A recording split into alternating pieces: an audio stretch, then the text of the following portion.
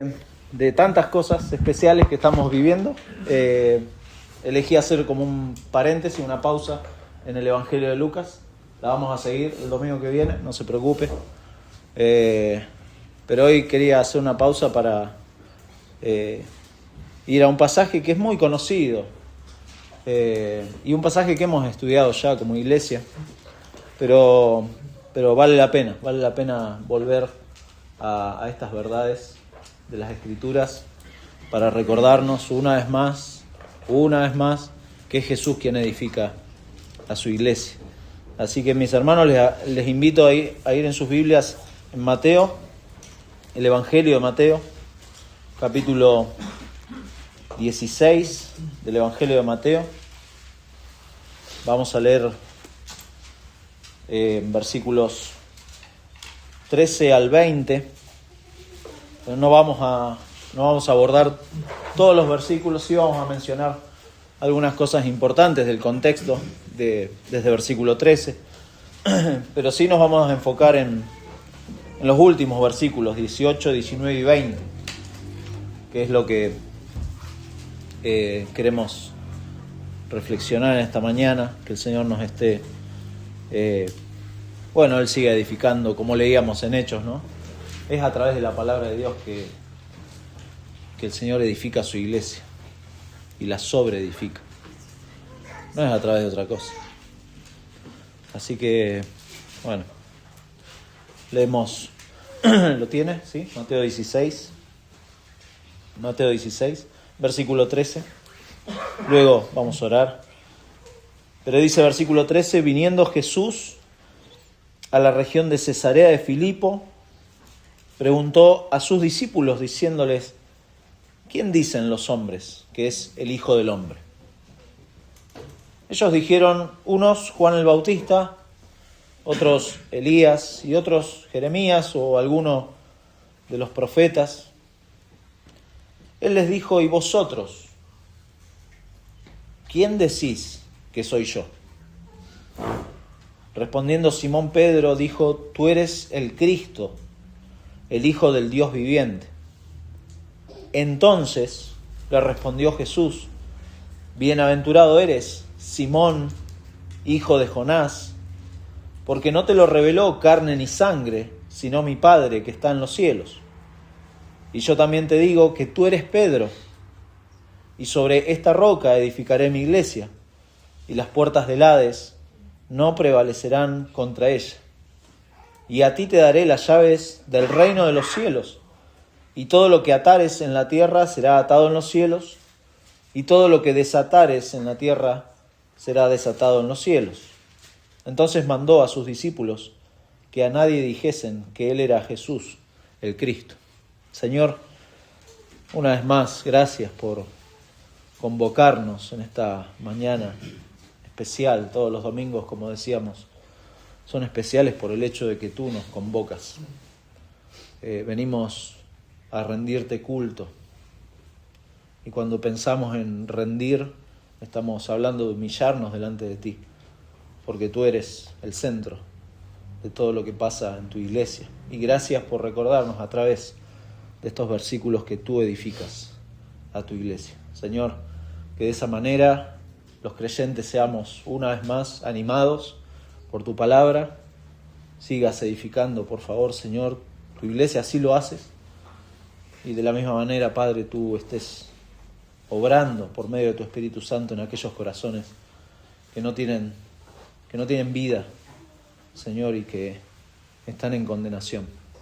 Padre, te pedimos, cuídanos en esta hora, te lo rogamos en el nombre de Cristo Jesús. Amén. Amén. El viernes pasado comenzamos con algunos hermanos a estudiar, algunas cosas importantes de la Biblia, algunas cosas importantes que son parte de temas que quizá en los domingos no se pueden como puntualizar o ampliar. Uno quisiera hablar de esas cosas los días domingos, pero uno no sería fiel a hacer lo que se conoce como predicación expositiva, exponer un pasaje y agarraría temas y bueno, es medio peligroso. Bueno, el viernes lo vamos a ver con los hermanos, así que es un anticipo. Pero comenzamos basados en un libro que se llama ¿Qué es una iglesia sana?, del autor Mark Dever. Y justamente en ese libro habla de diferentes características de lo que representa una iglesia sana. Y pensábamos juntos en varios motivos por los cuales es muy importante conocer qué es la iglesia. El gran problema que los cristianos tienen, siempre ha estado este problema, pero creo que hoy más que nunca, por un lado es el problema de la autoridad de las Escrituras y por otro lado un mal entendimiento de lo que es la iglesia. Los cristianos no saben lo que es la iglesia. Son cosas que parecen como obvias, pero si a un cristiano a usted le pregunta ¿qué es la iglesia? Y empieza como a divagar, ¿viste? O tiene muchos conceptos muy mezclados. Pero es importante saber responder, bueno, ¿qué es la iglesia para usted? Y algunas razones fundamentales que encontramos, incluso en el texto que hemos leído hoy ahí en Mateo 16, es que Jesucristo es el fundador de la iglesia. Él es el que edifica a la iglesia. Es algo ya suficiente, ¿no? Si nos preguntamos por qué es importante estudiar qué es la iglesia, bueno, Jesucristo es el que la fundó, Él es el edificador de la iglesia. Entonces ya, demasiada razón. Pero también en Colosenses 1:18 dice que Él es la cabeza de la iglesia. Él es la cabeza de la iglesia. Otra razón importante, ¿no? Por lo cual estudiar esto, qué es la iglesia. Pero en tercer lugar, y lo leímos ahí en Hechos 20, Él compró la iglesia con su sangre. 3 razones, creo que hay muchas más, ¿no? Pero creo que son 3 razones suficientes para decir la iglesia es importante. Para el Señor, por lo menos, es muy importante y para sus discípulos también. Ya son razones suficientes. Y esas 3 cosas son clave para luego seguir pensando qué es la iglesia, ¿no? Porque, como dijimos al principio, dejar a un lado a Jesucristo, dejar a un lado la persona de Jesucristo, dejar a un lado la obra de Jesucristo, es la receta ideal para dejar de entender qué es la iglesia. Usted no tiene que investigar mucho de una persona, de alguien que se dice ser cristiano, acerca de sus problemas. Ha dejado a un lado a Jesucristo. Ha dejado a un lado su palabra. Y por supuesto no entiende lo que es la iglesia. La persona que no entiende realmente el Evangelio, necesariamente hay muchas cosas, muchos de los beneficios del Evangelio, que tampoco los va a entender. Le va a costar mucho. Por supuesto, si no es un creyente, no va a entender quién es Jesucristo, esta pregunta que le hacen, ¿no? Jesús hace esta pregunta, ¿quién dicen los hombres que soy yo? No entender quién es Jesucristo va a llevar inevitablemente a no entender qué es la iglesia. Y precisamente eso pasa en esta época, es centrarnos en nosotros mismos. Eso es como el patrón de nuestra vida. Dejamos a Jesucristo, dejamos de entender las palabras de Dios, dejamos de entender qué es la iglesia, nos centramos en nosotros mismos. Y así es un círculo vicioso, tremendo. Jesús es quien edifica la iglesia. Jesús la edifica. No es Germán, no es ningún pastor del pasado, no es ningún pastor del presente, no es ningún pastor famoso, Sugel Michelén o Miguel Núñez. Esos no edifican la iglesia. Ninguna persona edifica la iglesia. Jesucristo es quien edifica la iglesia. Él es el que le da la importancia que tiene la iglesia para los creyentes. Ninguna persona. Ni en el pasado, ni en el futuro, el día de mañana, cuando Germán muera, la persona que esté parada acá enseñando no va a ser la que va a edificar la iglesia. Va a ser Jesucristo. Siempre Jesucristo. Porque Él es el que, como veíamos el domingo pasado, Él es la razón de la caída de muchos y del levantamiento de muchos. Él es el que edifica la iglesia. No es ninguna persona. No es ningún pastor por YouTube el que edifica la iglesia. Nada de eso. Es su palabra, dada por el Señor Jesucristo. Por eso los apóstoles fueron fieles en enseñar lo que Jesús les había dicho. Y la iglesia seguía la doctrina de los apóstoles, eran fieles a eso. No andaban divagando en otras cosas. Jesús es quien edifica la iglesia y así lo ha hecho desde siempre. La iglesia tampoco se edifica sobre programas, nada de eso. No se edifica sobre la música, no se edifica sobre ministerios de niños, de jóvenes, de matrimonios. No se edifica así la iglesia. Esas no son cosas malas, son cosas buenas, claro que sí. ¿Cómo no vamos a tener el día de mañana y oramos para tener un espacio para nuestros niños o los jóvenes? Claro que sí, son cosas buenas. Pero eso no edifica la iglesia. Eso no es el centro de la iglesia. El centro de la iglesia es lo que Cristo hace a través de la obra del Evangelio. Dios la edifica sobre este fundamento. Como dice Pablo en 1 Corintios 3:11, nadie puede poner otro fundamento que el que está puesto, el cual es Jesucristo. Él es el fundamento de la iglesia. Por eso hay mucha gente que no entiende esto, que no entiende que Jesucristo es el fundamento de la iglesia. Y por eso mucha gente desvaloriza lo que es la iglesia, porque desvaloriza a Cristo. Y eso es un error grave. Muchos piensan que la iglesia, es un suplemento de mi vida, es un añadido, es un decorado de la vida, es algo prescindible. Eso es muy grave. Yo puedo prescindir de la iglesia porque mi vida espiritual es conmigo, yo y el Señor, dicen algunos. No es lo que la Biblia dice, lamentablemente, para esa gente que piensa así. Inconscientemente, esas personas le están diciendo al mundo, le están diciendo a sus familias, le están diciendo a sus hijos que Cristo no es importante, porque Cristo es el que fundó la iglesia. Él dio su sangre por la iglesia. Le están diciendo, la iglesia no es tan importante. Y olvidamos estas tres cosas que mencionamos, que Jesucristo es el que edifica la iglesia, que Él es la cabeza de la iglesia y que Él dio su sangre para comprar a la iglesia. Por eso, y como idea del pasaje de hoy, es que valoramos la iglesia por causa de Cristo y porque es de Él. Por eso tiene valor la iglesia. Por causa de Cristo y porque es de Él. Y a la luz de esto y a la luz de lo que vamos a celebrar después, es importante, hermanos, que nos recordemos esto, que Jesús es quien edifica la iglesia.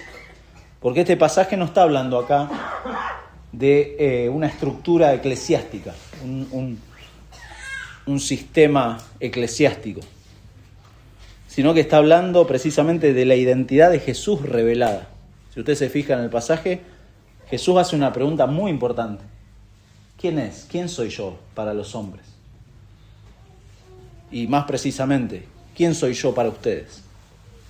Eso está preguntando. ¿Quién es Jesús para usted? Esa es la pregunta que Jesús está haciendo. Y conforme vemos esa identidad, vemos que sobre esa identidad de Jesús, la iglesia es edificada. Ahí está el sentido. Es muy importante la pregunta que hace Jesús y fíjese la respuesta de Pedro en versículo 16. Tú eres el Cristo. Esa es la identidad de Jesús. Tú eres el Mesías prometido. Tú eres el Hijo del Dios viviente. Tú eres la autoridad máxima, está diciendo. No hay otro como Jesús. Tú eres el Cristo. Y precioso, no nos vamos a detener en los detalles de esta primera parte, pero trate de ver cómo va la melodía, ¿no? de este pasaje. Jesús hace esta pregunta, ellos responden lo que la gente dice, luego la respuesta puntual de Pedro, y entonces le respondió Jesús. Y esto es precioso porque, fíjese lo que le dice, bienaventurado eres, Simón, bienaventurado eres. Esto es lo más feliz que te puede pasar, Simón. Simón, no sos un capo, Simón, ¿sí? No te estoy exaltando. Bienaventurado, eres realmente feliz. Esa es la palabra, 3 veces feliz. Bienaventurado. ¿Por qué? Bueno, lo dice ahí. Porque no te lo reveló ni carne ni sangre. No vino ningún rabino, ningún maestro y te lo dijo. No fuiste vos mismo. No fuiste más inteligente que nadie. Porque Pedro tenía esas tendencias a creerse el campeón, ¿no? Pero no fue nadie de afuera, no fuiste ni vos mismo. Así lo entiende el creyente, ¿no? Sino mi Padre que está en los cielos. Eso es lo que Dios hace. Dios es quien revela realmente en el corazón de la persona quién es Jesucristo. Solamente Dios en el corazón de las personas puede llevar a la convicción de quién es Jesús. Solamente Dios lo puede hacer. Por eso Jesús es quien edifica la iglesia. Y uno descansa en ese poder de Dios. Él es quien hace eso. No es algo intelectual, no es algo meritorio de nadie. No es que usted se puso y agarró una teología sistemática y descubrió quién era Jesús. Soy bienaventurado. No. Nunca pasó así, nunca va a pasar. No, dice Pablo a los Corintios, en 2 Corintios 4:6, Dios que mandó de las tinieblas a que resplandeciese la luz. Es el que resplandeció en nuestros corazones para iluminación del conocimiento de la gloria de Dios en la faz de Jesucristo. Es Dios el que hace eso. No es nadie. No es nadie más. No es nadie más que Dios. Y aquí, fíjese cómo Jesús le responde a Pedro en versículo 18. Acá sí le responde, porque primero le dice, sos feliz. La verdad que sos un privilegiado, Pedro. Un privilegiado. Y yo también te digo que tú eres Pedro. Esto está conectado con la confesión de Pedro. Pedro le dijo, tú eres de Cristo, el Hijo del Dios viviente. Y Jesús le dice, y yo también te digo que tú eres Pedro. Y sobre esta roca, y acá me quiero detener un poquito, y sobre esta roca edificaré mi iglesia. Acá está hablando del fundamento, ¿no? El fundamento de todo. Pero es sobre algo, con este versículo, el catolicismo ha usado este versículo para fundamentar lo que es el sistema del papado, ¿no? Los papas a lo largo de la historia han tomado este versículo y han dicho, bueno, ahí está, es sobre Pedro y los sucesores de Pedro. Y por eso el Papa hoy se considera el sucesor de Pedro. Y la iglesia, el centro de la iglesia católica está en Roma, donde supuestamente murió Pedro, crucificado, etc. Usted lo sabe eso, ¿no? Si no lo sabe, dentro de la clase de los viernes vamos a tener historia de la iglesia en algún momento, no este año. Pero es muy interesante. De hecho, ellos, prácticamente la autoridad que tiene el Papa hoy es el vicario de Cristo, le dicen ellos, que es como el representante de Dios acá en la tierra. Lo que dice el Papa es igual a la Biblia, es lo mismo. Todo basado en este versículo, muy interesante. Y cuán interesante es el contexto, ¿no? Eso es precioso, porque si uno lee todo Mateo, o algunas partes de Mateo, es muy interesante que, evidentemente, esto que está diciendo acá Jesús no tiene nada que ver con que Pedro es el fundamento. Si usted se fija ahí en capítulo 18, fíjese, dice, en aquel tiempo los discípulos vinieron a Jesús diciendo, ¿quién es el mayor en el reino de los cielos? Bueno, Jesús podría haber respondido ahí, es Pedro, porque sobre Pedro edificaré mi iglesia. Pero no dice eso. Y llamando Jesús a un niño, lo puso en medio de ellos y dijo, de cierto os digo que si no os volvéis y os hacéis como niños, no entraréis. Jesús les empezó a hablar de otra cosa, de no de la grandeza en el reino, sino de entrar en el reino. No entraréis en el reino. Así que cualquiera que se humille como ese niño es el mayor. Ahora sí, habla de la grandeza en el reino, la humillación delante del Señor. y cualquiera que reciba en mi nombre a un niño como este, a mí me recibe. Interesante, porque podría haber mencionado a Pedro acá. Después, en capítulo 20 también, hay una situación muy interesante, es media risueña la situación. En capítulo 20, versículo 20, dice: entonces se le acercó la madre de los hijos de Zebedeo. No está el nombre, si no nos acordaríamos de por vida quién sería la mamá de los hijos de Zebedeo. Postrándose ante él, o sea, con una señal de sumisión y pidiéndole algo. Y Jesús le dijo: ¿qué quieres? Ella le dijo: ordena que en tu reino se sienten estos dos hijos míos, el uno a tu derecha y el otro a tu izquierda. Qué pedido más raro, pero ahí Jesús también podría haber respondido: no, ese lugar es de Pedro. Ese lugar es de Pedro. Y sin embargo, le dice, versículo 22, entonces Jesús respondiendo dijo: no sabéis lo que pedís. Corta. ¿Podéis beber del vaso que yo he de beber y ser bautizados con el bautismo con que yo soy bautizado? Y ellos le dijeron: podemos. Bueno, no vamos a seguir. Pero ahí era otra oportunidad para decir Pedro era el... Pero no, Pedro no es el fundamento. El fundamento es Jesucristo. Y es interesante porque usa, si usted se fijó, dice: sobre esta roca edificaré mi iglesia. Tú eres Pedro y sobre esta roca edificaré mi iglesia. Y quizá en su Biblia usted tiene dos palabritas ahí que como de referencia, Petros y Petra. Pero no dice nada más, como que ¿para qué me ponen eso? No entiendo nada. Bueno, eso no está inspirado, ¿sí? Esas llamaditas. Pero Petros y Petra son dos diferentes formas de hablar de diferentes piedras. Petros es una piedra pequeña y Petra es el fundamento. Bueno, acá se hace platea, ¿no? Para construir, lo que están en la construcción hacen las plateas. Y la platea tratan, no digo que lo hacen, pero tratan de llegar como a lo más, al fundamento del lugar. Y tratan de levantar desde ahí, para que esté firme. Eso es Jesucristo.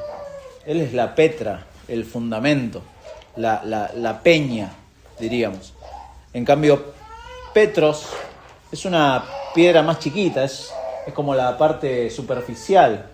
Las piedras, cuando va por el camino, ahí para Luminé, y las piedras sueltas en el camino, eso es Petros.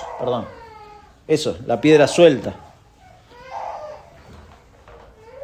Cristo es el fundamento, y Jesús usa esa palabra, Petra, en capítulo 7 de Mateo, para no irnos de Mateo.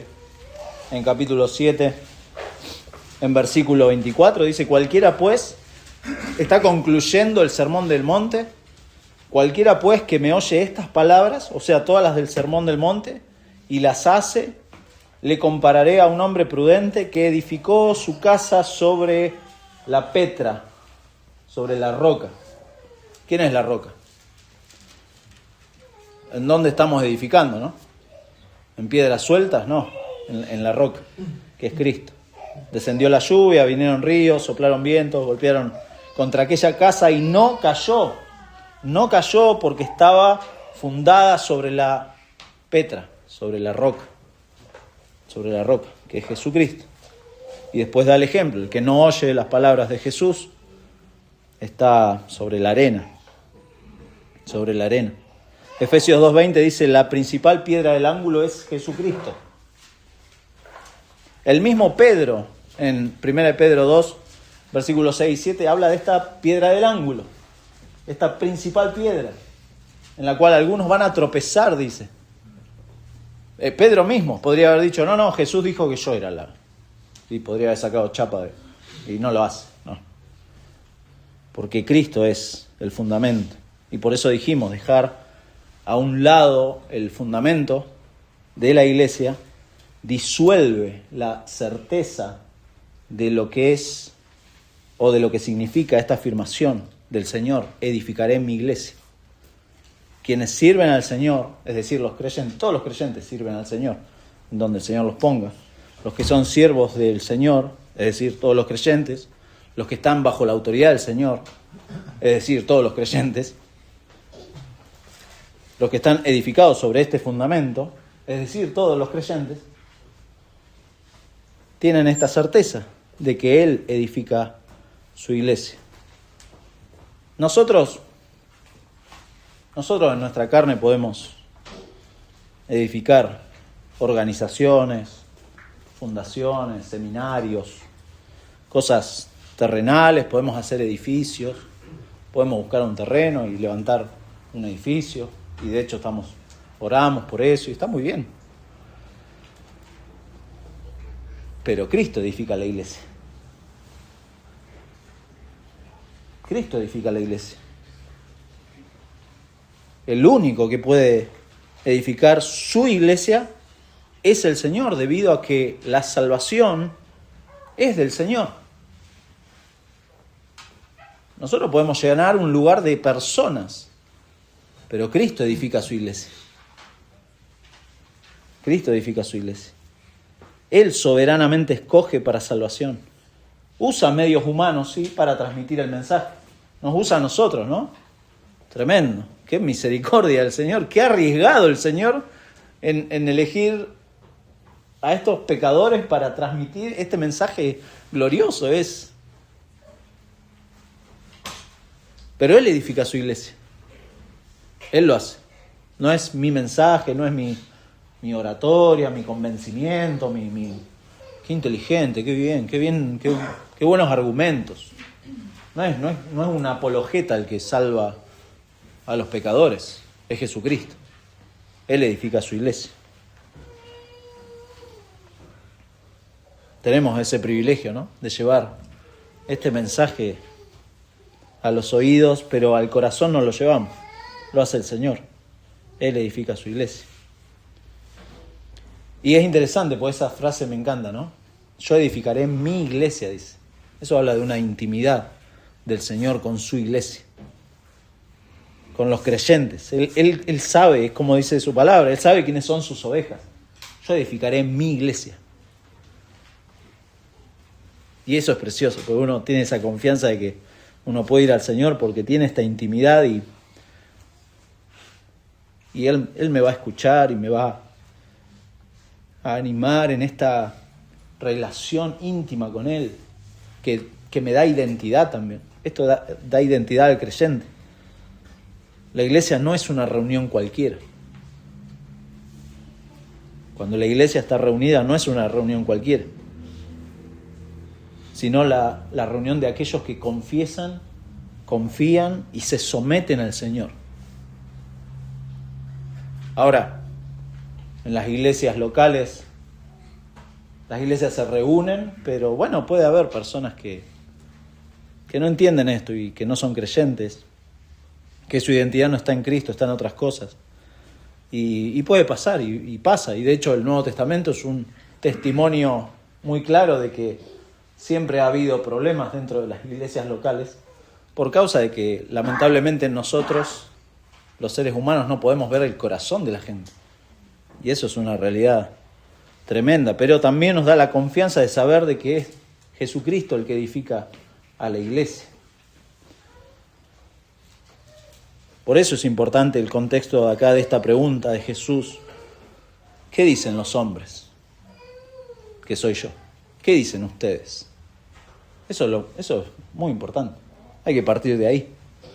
Porque usted puede visitar una iglesia, puede ir a las reuniones de una iglesia, puede sumarse a sus actividades, puede incluso formar relaciones con otros cristianos. Lo puede hacer, eso lo puede hacer cualquiera. Cualquiera puede hacer eso. Pero solamente Dios conoce sus ovejas. Solamente Dios conoce los ciudadanos del reino. Solamente Jesucristo edifica su iglesia. Solamente Él. Solamente Él. Por eso valoramos la iglesia por causa de Cristo y porque es de Él. La iglesia es de Cristo. La iglesia no es de ninguna persona, de ninguna institución, de ninguna denominación. La iglesia es de Cristo.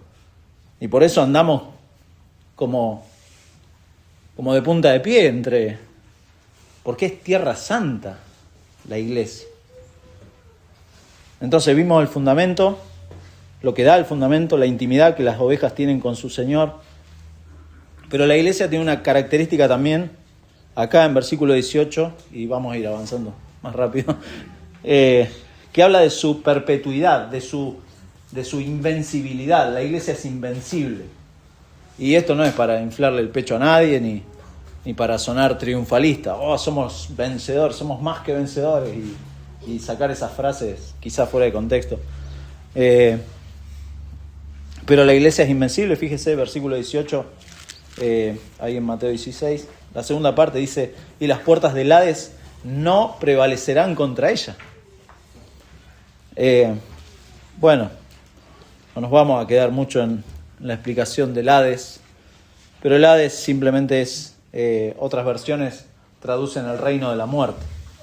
Es decir, la parte en donde, el mayor temor, o uno de los mayores temores del ser humano es la muerte. Pero acá nos da Jesucristo la certeza de que los creyentes ni siquiera la muerte tiene poder sobre nosotros. Por eso es invencible la iglesia. Por causa de que el Hades no va a prevalecer. Las puertas, dice, las puertas del Hades. No hay que pensarlo como que el Hades nos ataca o algo así. No, sino que está hablando de los que están prisioneros de la muerte. Los que están prisioneros de la muerte están ahí. Pero los cristianos, dice Pablo en Romanos 8:2, hemos sido librados de la ley del pecado y de la muerte. Los creyentes han sido librados de ese poder. Eso es tremendo. ¿Por qué razón? Bueno, en Romanos 6:9 dice: sabiendo que Cristo, habiendo resucitado de los muertos, ya no muere. La muerte no se enseñorea más de él. Cristo ha vencido a la muerte. Entonces, por esa razón, los cristianos no tienen miedo a la muerte. Los cristianos... Bueno, hay muchos incrédulos que tampoco le tienen miedo a la muerte. Me he dado cuenta de eso. Como que se envalentonan y no le tienen miedo a la muerte.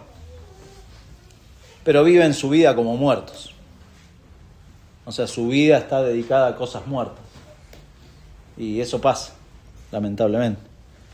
Están bajo el poder del pecado y de la muerte. Por eso Pablo puede, en un grito de alabanza en 1 Corintios, al final de 1 Corintios capítulo 15, dice: y cuando esto corruptible, está hablando de su cuerpo, se haya vestido de incorrupción, y esto mortal se haya vestido de inmortalidad, entonces se cumplirá la palabra que está escrita: sorbida es la muerte en victoria. Y pregunta, es una pregunta retórica: ¿dónde está, oh muerte, tu aguijón? ¿Dónde, oh sepulcro, tu victoria? Lo que pasa es que lo ha dicho antes. Sorbida es la muerte en victoria. La muerte ha sido devorada. Sorbida es algo que ha sido destruido. Destruido, ya que el aguijón de la muerte es el pecado, y el poder del pecado la ley. Más gracias sean dadas a Dios, que nos da la victoria por medio, y solamente por medio, de nuestro Señor Jesucristo. ¿Se da cuenta? Por eso dejar a un lado a Jesucristo es no tener certeza de esto, y dejar a un lado a Jesucristo es no entender qué es la iglesia. ¿No se entiende? ¿Por qué? Porque no solamente, y gloria a Dios por la salvación y la justificación, pero esto da razones para seguir viviendo para la gloria de Dios. ¿Cómo está viviendo su vida? Para la gloria. Por eso dice Pablo ahí en 1 Corintios, así que, o sea, como consecuencia de esta vida que tenemos en Cristo, esta victoria, esta invencibilidad que tenemos como iglesia, así que, hermanos míos, amados, estad firmes y constantes. No firmes y contemplativos. No, firmes y constantes. Está hablando de un crecimiento. Y lo dice, creciendo en la obra del Señor siempre. ¿Hace cuántos años usted es un creyente? Si es que es creyente. ¿Cuánto ha crecido en la obra del Señor?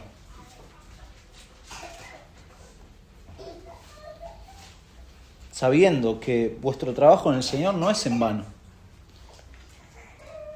No es en vano. No pueden pasar los años de su vida ignorando estas cosas. Dijimos, no es ser triunfalista, decir la iglesia es invencible. El triunfalista cree que por sí mismo va a llevarse el mundo por delante, pero bueno, se va a frustrar. Sino que la iglesia es invencible gracias a la victoria de Cristo, gracias a su resurrección. La muerte no tiene poder para mantener cautivo al pueblo de Dios, de ninguna manera. Y esto hace mucho sentido, ¿no? A la luz de lo que ahí en Mateo 16 va a decir. Si usted se fija, a partir, no lo vamos a leer, pero a partir del versículo 21 el Señor empieza a anunciar su muerte. Justamente hace sentido que les diga, el Hades no va a tener poder sobre la iglesia porque yo voy a vencer a la muerte. Por eso anuncia su muerte y su resurrección. Versículo 21 al final dice que va a padecer mucho de los ancianos, de los principales sacerdotes y de los escribas, y ser muerto y resucitar al tercer día. Ahí está la victoria sobre la muerte. Les va a anunciar el fin de estas cadenas que no iban a tener poder sobre ellos. Esto, mi hermano, es una esperanza indestructible. Indestructible. Ahora usted se pregunta, bueno, ¿pero qué? ¿Los creyentes no mueren? Bueno, sería tonto decir, ¿cómo? Sí, mueren. Pero los creyentes permanecen muertos para siempre, cautivos en el poder de la muerte. De ninguna manera. De ninguna manera. Porque Jesucristo lo ha prometido y porque su obra es perfecta y ha sido suficiente para quienes creen y confían en Él. Por eso, en último lugar, es bueno esto, recordarnos estas cosas. Yo sé que quizá usted en su mente está diciendo, o en su corazón está diciendo, bueno, pero esto ya lo sé. Pero esto uno no se va a cansar de decirlo, de aconsejarlo, siguiendo el principio de Pedro, ¿no? En segunda de Pedro dice que va a recordar siempre estas cosas. Porque esto es lo más maravilloso. Aunque lo supieran los hermanos, él les iba a escribir esto. La iglesia, por causa de quién es Cristo y porque es de Él, tiene mucho valor para el creyente. Tiene mucho valor. Son verdades que se nos olvidan, que necesitamos recordar esto, ¿no? Que el Señor edifica su iglesia y por lo tanto su iglesia es sumamente importante. Para el Señor es importante y entonces para los creyentes también. No es un picnic, decimos cada tanto, no es un picnic, no estamos jugando a la iglesia. No, nada de eso. No es un programa, no es un evento en donde qué lindo, la comunión. No, mi hermano, pues yo sé y no ignoro que cuando salga por esas puertas el día de mañana, bueno, mañana es feriado, pero el martes y así va a tener luchas por causa de que usted es de Cristo y las va a tener. Pero la iglesia prevalece por causa de quién es Él y tiene valor por causa de quién es Él. Cristo dio su vida por los creyentes, por la iglesia como cuerpo, y la está edificando. Y por eso, en último lugar, Él es su autoridad. Cristo es la autoridad de la iglesia. Por eso dice, versículo 19, y a ti, le está hablando a Pedro, a ti te daré las llaves del reino de los cielos, y todo lo que atares en la tierra será atado en los cielos, y todo lo que desatares en la tierra será desatado en los cielos. Bueno, esto hay que entenderlo también en el contexto. Capítulo 18, versículo 15, dice, por tanto, está hablando de la disciplina en la iglesia, por tanto, si tu hermano peca contra ti, ve y repréndele estando tú y él solos. Si te oyere, has ganado a tu hermano. Mas si no te oyere, toma aún contigo 1 o 2, para que en boca de 2 o 3 testigos conste toda palabra. Si no lo oyere a ellos, dilo a la iglesia. y si no oyere a la iglesia, tenle por gentil y publicano. Versículo 18, de cierto os digo que todo lo que atéis en la tierra, usa de nuevo esta frase que le dice a Pedro, todo lo que atéis en la tierra será atado en el cielo, y todo lo que desatéis en la tierra será desatado en el cielo. Otra vez os digo que si dos de vosotros se pusieren de acuerdo en la tierra acerca de cualquier cosa que pidieren, les será hecho por mi Padre que está en los cielos. Porque donde están 2 o 3 congregados en mi nombre, allí estoy yo en medio de ellos. Interesante, ¿no? Bueno, no lo vamos a estudiar, pero muy interesante. Estos versículos muchas veces sacados de contexto, pero están en un contexto de disciplina de la iglesia. Después piénselo en su casa, no le voy a decir más nada. Muy interesante. Las llaves. Jesús le está dando las llaves. Si usted piensa en Mateo en general, en líneas generales, ¿no? Presenta a Jesús como el rey, como el Mesías prometido a Israel. Comienza, ¿no?, con una genealogía, termina, si usted tiene que prestarle atención a esas cosas cuando lee los evangelios, cómo comienza y cómo termina, porque está hablando de algo, del propósito del evangelio.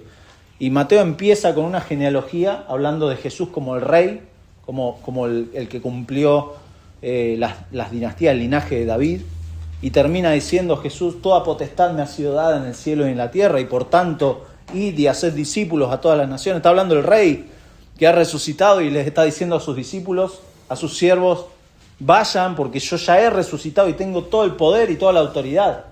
Vayan y hagan lo que tengan que hacer porque yo los acompaño y tengo todo, el control está asegurado. Entonces, es notable acá que este Mesías que va a ser revelado en este evangelio, va a ser rechazado en este evangelio, pero que va a resucitar, le dice acá a Pedro, te voy a dar las llaves que él tiene. No son unas llaves, es una manera figurativa de hablar de Jesús, hablando de las llaves, dándoselas a Pedro como representante de los apóstoles. Pero es notable que en Apocalipsis, por ejemplo, capítulo 1, capítulo 1, versículo 17, dice, no temas, le dice a Juan, yo soy el primero y el último, el que vive y estuve muerto, mas he aquí que vivo, porque he resucitado, vivo por los siglos de los siglos, amén, y tengo las llaves de la muerte y del Hades. Yo tengo autoridad sobre estas cosas. Eso está diciendo Jesús. Yo tengo las llaves. Capítulo 3 le dice a la iglesia de Filadelfia, escribe al ángel de la iglesia en Filadelfia, esto dice el santo, el verdadero, el que tiene la llave de David. Es decir, el que tiene autoridad sobre la iglesia. El que abre y ninguno cierra, y cierra y ninguno abre. Él tiene el control y la autoridad sobre la iglesia. Él es la autoridad final. Por eso, siempre que lea usted las llaves, habla de esto. Las llaves son del Señor, porque Él es la autoridad final de la iglesia. Y se la ha dado a los apóstoles, esta autoridad delegada, se lo ha dado a la iglesia, como vimos en Mateo 18. El Señor tiene la autoridad conforme a la verdad. Por eso admitir o negar, como dice acá, atar o desatar, la entrada en el reino es autoridad de Jesús. Jesús es quien determina quién entra y quién no entra en el reino. ¿Cómo es eso? A través de la respuesta y el sometimiento al Señor. No se olvide, Mateo está hablando de la autoridad de Jesucristo. Él es el Rey prometido, el Mesías. Y aquel que rechaza al Rey, ¿qué puede esperar? No, porque Jesucristo es mi amigo y es todo amor. Bueno, sí y no. ¿Sí? No rebaje a Jesucristo a una imagen de solamente un pastor que levanta la ovejita. No, Él es el Rey. Eso es lo que quiere mostrar Mateo. Él es el Rey. Él es el Rey. Y por eso en su primera venida vino para perdón de pecados, pero en su segunda venida no va a venir de una manera tan amigable como a veces pensamos. De ninguna manera. Él es la autoridad. Y la respuesta al Evangelio y a la obra de Cristo va a determinar quién entra y quién no entra a este reino. Aquellos que rechazan el Evangelio, que no creen en Cristo, de ninguna manera van a entrar al reino de los cielos. Es descabellado pensar que alguien que rechaza permanentemente durante toda su vida va a entrar finalmente al reino de los cielos. ¿A quién le puede entrar en la cabeza a la luz del Evangelio que eso va a pasar? De ninguna manera. No va a pasar, y de la misma forma, nadie que con verdadero arrepentimiento el Señor transforma su corazón y tiene una fe genuina y va a Cristo, le va a ser negado el ingreso. De ninguna manera. Porque Dios es veraz. Y Él no miente. Él no miente. Nadie se le va a negar el ingreso porque no, porque vos, no sé. No, porque si alguien ha confiado en su corazón y sigue a Cristo y ama las cosas del Señor y toda su vida está centrada en el Señor, yo no tengo ninguna duda de que nos vamos a encontrar, en la gloria. Si usted recorre Hechos, va a notar que esa autoridad dada a la iglesia fue ejercida por los apóstoles al predicar el Evangelio. Al predicar el Evangelio, algunos rechazaron y otros fueron transformados. Y así nos llegó a nosotros su palabra. Entonces, ¿de qué manera aplica este versículo 19? Atar o desatar, prohibir o permitir, eso significa. Pedro y los apóstoles, como dijimos, mostraron esto en la iglesia primitiva. La iglesia, como vemos en Hechos 4, perseveraba en la doctrina de los apóstoles. Perseveraba en estas cosas. Perseveraba en lo que Cristo había autorizado. Y por extensión, los creyentes reunidos como iglesia, tenemos esta autoridad de declarar, y escuche bien, no quiero que se asuste, pero tenemos la autoridad de declarar lo que divinamente está permitido y prohibido en los ciudadanos del reino. ¿De qué manera? Bueno, conforme nos sometemos a su palabra. Es su palabra la que guía a la iglesia, no es otra cosa. Podemos juzgar las cosas que como cuerpo de Cristo local vivimos solamente por medio de su palabra. La iglesia no tiene autoridad en sí misma a menos que sea a través de su palabra. Los pastores no tienen autoridad en sí mismos a menos que se sujeten a la palabra de Dios. Si alguien no se sujeta a la palabra de Dios, no está autorizado, no tiene autoridad. Los cristianos tampoco, estoy hablando de los pastores, pero los cristianos tampoco tenemos autoridad para decir lo que está bien y lo que está mal en mi vida. ¿Cómo vivo mi vida? ¿Usted se ha puesto a pensar cómo vive su vida? ¿Ha sido crítico de cómo vive su vida? Bueno, usted no tiene autoridad, y discúlpeme si lo ofendo, ¿no? Usted no tiene autoridad para decir si está viviendo bien o mal, a menos que se sujete a lo que Dios dice en su palabra. Es Dios el que le puede decir si usted está viviendo bien o mal. Por eso el creyente tiene que ir a la palabra de Dios en oración, en humildad, en ruego, diciéndole: Señor, muéstrame cómo estoy viviendo. Quiero vivir para tu gloria. Quiero honrarte con mi vida. ¿Cómo estoy viviendo? ¿Cómo estoy viviendo? ¿Qué es la iglesia? Para terminar. Bueno, no es un edificio, ya creo que es claro. Es Cristo quien la edifica. Son personas, pero no solo de manera individual, redimidas. A veces se usa esa frase: yo soy la iglesia. No está bien. No es bíblica. La iglesia es un cuerpo de creyentes, no individuos perdidos en el medio de la montaña. No, la iglesia es personas reunidas. De hecho, la palabra iglesia es asamblea, como un ensamble, una asamblea de gente.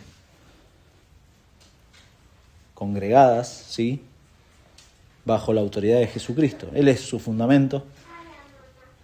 Cada creyente que el Señor salva es parte de la iglesia. Henry Barrow dice lo siguiente: consiste en una compañía y hermandad de personas fieles y santas reunidas en el nombre de Cristo Jesús, su único Rey, sacerdote y profeta, adorándole correctamente, siendo gobernados pacífica y silenciosamente por sus oficiales y leyes, manteniendo la unidad de la fe en el vínculo de la paz y el amor no fingido, y etcétera, dice otras cosas.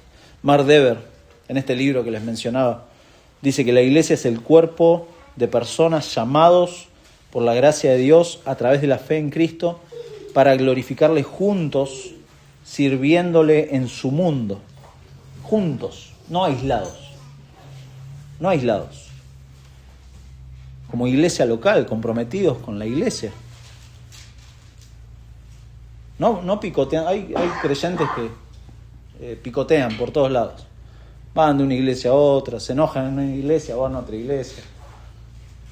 Y es muy difícil. ¿Qué compromiso hay con la iglesia que es de Cristo? Y de esto desprendemos, ¿no?, de que la iglesia está definida por el Evangelio mismo.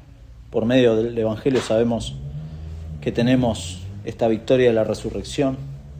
Y hasta que el Señor regrese, la iglesia tiene esta autoridad por medio de su palabra de establecer cómo andamos en el mundo, cómo vivimos en el mundo como cristianos, cómo sabemos cómo vivir en este mundo como cristianos. ¿Usted sabe? Bueno, es con su palabra. Es su palabra la que nos dice cómo vivir. No es el criterio de ninguno en particular. Por eso, si usted es creyente, mi hermano, considere y hágase esta pregunta: ¿qué es la iglesia? Tengo que profundizar más en la palabra para entender qué es la iglesia, qué es la iglesia, qué representa para el Señor la iglesia, y que estas cosas le animen realmente a profundizar aún más esto, para que deje de ser una actividad semanal. La iglesia no es una actividad semanal. Para que usted pueda entender un poco más cómo el Señor, en este diseño que ha hecho con la iglesia, quiere expresar la hermosura de su reino. Eso es lo que quiere. Él quiere mostrar su gloria a través de la iglesia. No va a venir un ángel a mostrarnos la gloria de Dios. Él lo hace a través de la iglesia. Notable eso. Y de esa manera amar a la iglesia como Dios la ama. Eso también. El Señor ha dado su vida por la iglesia y hoy lo vamos a recordar. Pero si usted no es creyente, bueno, usted tiene que saber que este rechazo al Evangelio lo está manteniendo en condenación y de ninguna manera es parte de la iglesia. Que usted visite una iglesia no significa que sea parte. Eso el Señor solamente lo puede hacer. Puede ser un asistente a una reunión, pero si sigue rechazando a Jesucristo, no tiene esperanza. No hay esperanza. No hay esperanza. Sin Cristo no hay esperanza. Por eso la invitación siempre es a arrepentirse. Arrepentirse de rechazar a Cristo, de disfrutar de su pecado. Deje eso, arrepiéntase. Arrepiéntase y corra a Jesucristo. Crea en el Evangelio. Él es el único que edifica la iglesia. El único que lo puede incluir, como veíamos ayer. El único que nos puede bautizar realmente para incluirnos en su cuerpo, que es la iglesia. Así que bueno, mis hermanos, vamos a orar para terminar. Señor, te damos muchísimas gracias por Jesucristo, tu Hijo, como Pedro lo confesó ahí, el Hijo del Dios viviente. Te damos las gracias porque solamente la obra de misericordia tuya de venir a buscarnos ha sido el inicio de formar un pueblo que no te buscaba, Señor. Gracias por tu iglesia, Gracias porque tú eres el edificador. Tú eres el único que puede mantenernos en pie. Gracias por esta invencibilidad que tiene tu iglesia en función de tu resurrección, no porque nosotros seamos tenaces o nada de eso, Señor. Gracias por tu autoridad, porque podemos descansar en que tú eres la cabeza de la iglesia y a través de tu palabra, Señor, nos has dejado tu consejo para saber cómo vivir como iglesia y también como discípulos tuyos en este mundo, Señor. Rogamos, por favor, ayúdanos, Señor, a siempre mantenernos fieles a ti. Padre, a ser enseñables, a ser corregibles en aquellas cosas que aún necesitamos cambiar. Pero también, Señor, a ser de bendición. Si hemos entendido y madurado estas cosas, Padre, que ayudemos a aquellos hermanos que en debilidad todavía están creciendo, Señor.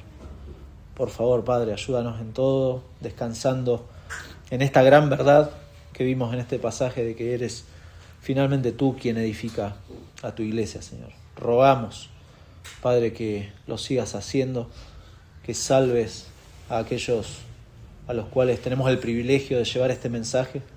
Señor, danos denuedo, danos las fuerzas que necesitamos para persistir, para seguir creciendo en esta obra tuya, Señor. Gracias por todas estas cosas. En el nombre de Jesús oramos. Amén. Amén. Antes, vamos a cambiar un poco los planes. Perdón, voy a parar esto, si no